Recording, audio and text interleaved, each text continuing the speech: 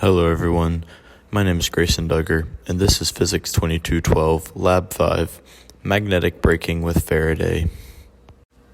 The purpose of this lab is to observe a magnet falling through a tube of conductive material and compare these results to a computational model.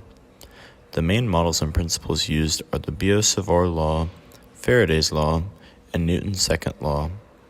The main result of this lab was that a bar magnet falls slower through aluminum foil than it does through the air, both in experiment and when modeled by a computer program.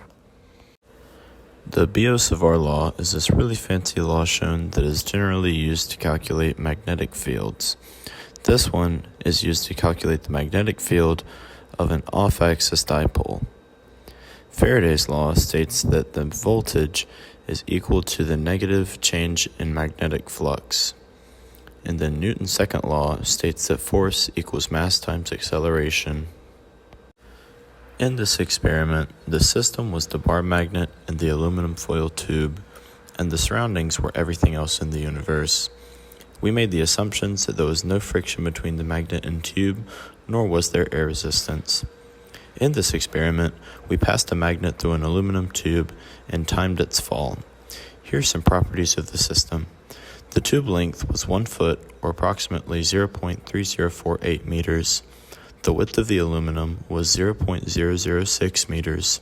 The inner radius of the aluminum tube was 0.017 meters, meaning the outer radius was 0.023 meters.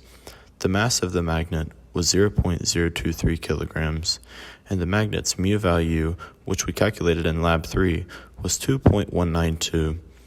As you can see from the bottom, the average time it took for the magnet to fall through my aluminum tube was 1.298 seconds. The following image shows the result of my code. The actual code itself will be in the next slide. In this code, we first modeled the aluminum foil tube and the bar magnet. After this, we used our physics principles to create functions for the magnetic field, the magnetic flux, and all of the things associated with them, such as the rate of change of the magnetic flux. Finally, we created a code to simulate the magnet falling through the loop, which gave us our final results. As you can see, our computational result is slightly faster than our experimental result. This slide shows my actual code used for my experiment.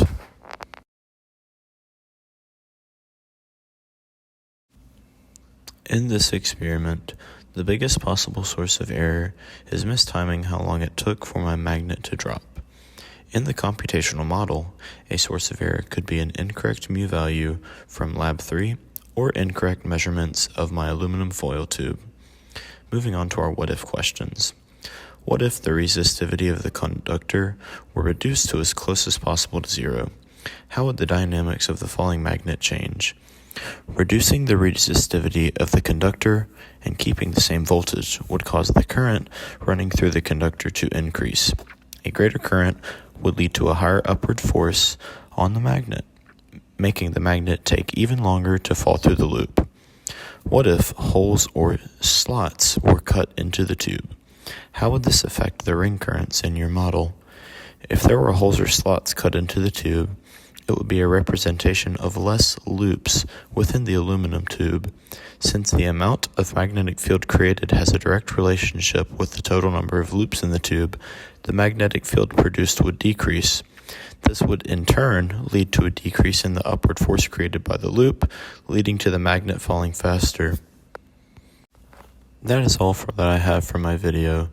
I hope you all have a nice day, and I wish you the best of luck with your finals, especially in physics, because we will all need it after how this third exam went. Thank you.